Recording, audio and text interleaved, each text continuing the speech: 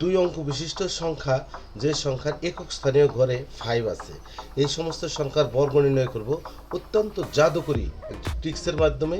এই ট্রিক্সের মাধ্যমে যদি আপনারা বর্গ নির্ণয় করা শিখেন, তাহলে অতি দ্রুত সময়ে এবং অত্যন্ত সহজভাবে আপনারা বর্গ নির্ণয় করতে পারবেন। চলুন বন্ধুরা শুরু করি।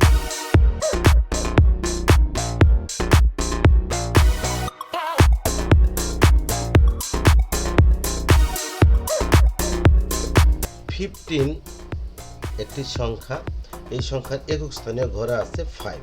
এই সংখ্যার আমরা বর্গ নির্ণয় করব। এই সংখ্যার বর্গ যদি নির্ণয় করতে চাই বন্ধুরা, একদম সহজ এবং একটি জাদুকরী একটা ট্রিক্স দেখুন বন্ধুরা। তাহলে এককের ঘরে আছে 5, 5 যদি আমরা স্কোয়ার করি, 5 স্কোয়ার হলো 25। আর পরবর্তী ঘর আছে 1, এই 1 পরবর্তী ঘর হচ্ছে 2, তাহলে 1 পরবর্তী ঘর হচ্ছে 2। আমরা এই 1 এবং 2 এই দুটা মাল্টিপ্লাই করলে রেজাল্ট হবে 2, অর্থাৎ 15 এই যে একটি সংখ্যা, এই সংখ্যা যদি আমরা স্কোয়ার বের করি তাহলে রেজাল্ট আসবে 225। বন্ধুরা নিশ্চয়ই আপনারা বুঝতে পারছেন, অত্যন্ত সহজ এবং খুব সুন্দর একটি ট্রিক্স বন্ধুরা। আরেকটা উদাহরণ দিয়ে আপনাদের আরও সহজভাবে বিষয়টা ক্লিয়ার করে দিই। যেমন পরবর্তী আরেকটা সংখ্যা আমরা কনসিডারেশন করলাম 25।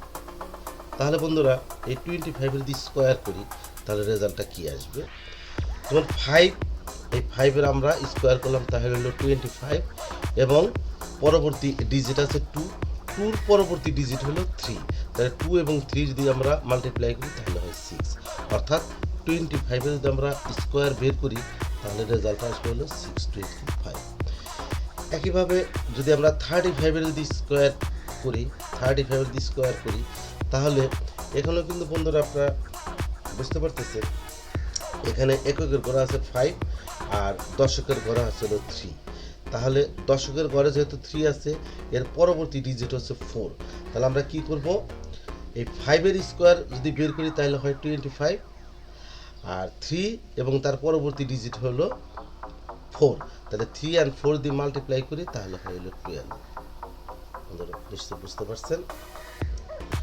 এরপর যদি আমরা 45 চিন্তা করি, 45ও কিন্তু বন্ধুরা 2 ডিজিটের একটি নাম্বার যার এককের ঘরে আছে 5, এবং এটা যদি আমরা স্কোয়ার করি তাহলে 5 স্কোয়ার করলে হয় 25, আর পরবর্তী যে আমার ডিজিট আছে সেটা হলো 4, মানে 4 পাশাপাশি যেটা আছে সেটা হলো 5, তাহলে 4 and 5 যদি মাল্টিপ্লাই করি তাহলে হলো 20, 4 5 20। এইভাবেই বন্ধুরা যদি আমরা এই এককের ঘরে 5 সম্বলিত সংখ্যাগুলো যদি আমরা দেখি, যেমন 55, এই যে 55 আরেকটি সংখ্যা, এই সংখ্যা যদি আমরা স্কোয়ার বের করতে চাই তাহলে এককের ঘরে আছে 5, এই 5কে আমরা স্কোয়ার করব তাহলে হলো 25।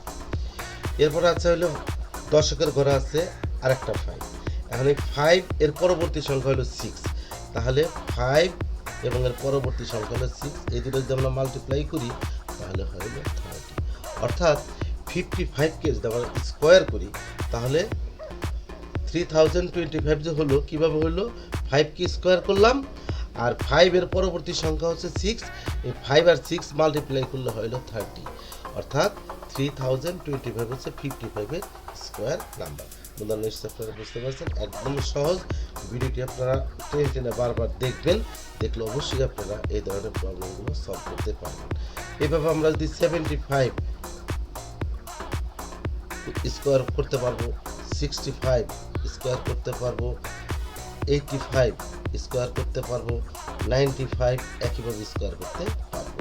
তাহলে 75 যদি স্কোয়ার বের করতে চাই তাহলে বন্ধুরা দেখুন, এখানে 5 স্কোয়ার হচ্ছে 25, আর 7 পরবর্তী সংখ্যা হচ্ছে 8, 7 আর 8 দিয়ে মাল্টিপ্লাই করি তাহলে 7 8 56।